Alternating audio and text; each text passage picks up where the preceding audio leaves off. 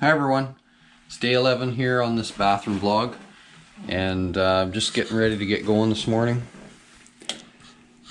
As you can see, I've kind of got a lot of stuff in the way. So we didn't get the video done yesterday. We're gonna shoot the rest of it later in the afternoon, so I'm gonna get the back wall finished up and this end wall finished up and some tile cut for that end, so that we can hopefully get this video done. These videos sometimes take a lot of time and effort and really slow things down as far as the project goes, so I'm just going to try to keep this project moving forward, and we'll get the video finished up later today. So I think I'll do a little bit of cleaning up. Excuse me. Bit of a mess down there on the floor and in the tub. So I'm going to clean that up just so I don't have any scratches or anything. And then I'm going to get going for the day.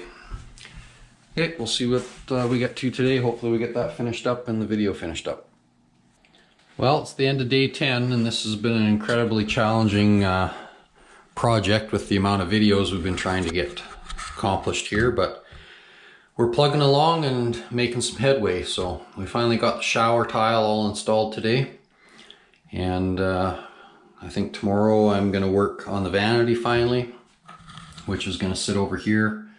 Some of you have been probably wondering why there is the double doorway here. So obviously the one here on the left is the actual doorway. This one used to be a closet that we tore out, and there'll now be a linen cabinet sitting in the corner against that opening, but we're hoping to still use the closet for some storage for brooms and those sorts of things, access from the hallway. So if it doesn't work out, then I can pull that door out some other time and frame it in.